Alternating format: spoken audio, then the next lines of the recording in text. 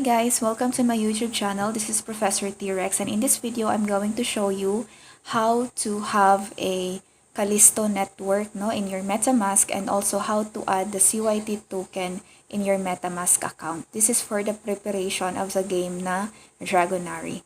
Okay, so let's start. Okay, first guys, punta tayo sa Yandex browser. Ayan, kung wala ka pang Yandex, pwede mo siyang ma-download sa Play Store.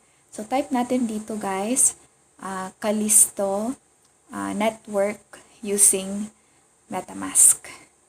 Okay, specific talaga tayo when it comes to searching.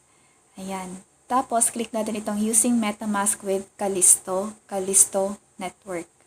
Okay.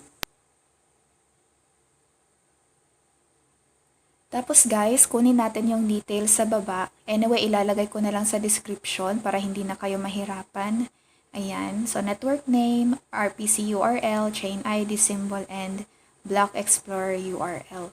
Okay, so punta tayo sa ating MetaMask extension.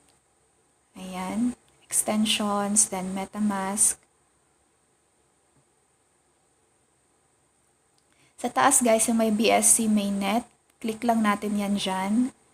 Tapos, custom RPC. Ayan. Ayan, maglalagay tayo ng network. So, i-paste lang natin dito yung details na nasa description ng video na ito. Ayan, tapos, save lang natin guys once nandiyan na lahat ng details.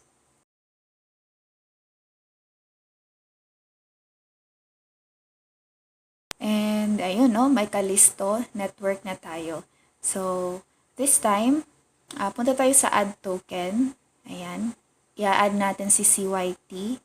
So, search natin dito sa Yandex, Dragonary Token Contract Address. Okay, yung contract address yung kukunin natin all the time whenever we search for a coin or token. Yan, click natin Dragonary Token, CYT, Network Mainnet, Black Scout. Ayan, kompleto ha.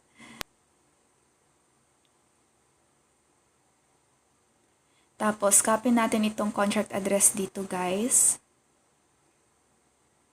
Ayan, balik tayo sa ating MetaMask extensions.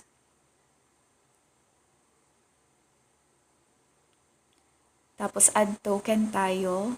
Paste natin yung address. Ayan. Click natin yung token symbol at automatically lalabas na yung symbol at yung token decimal. Click lang natin next.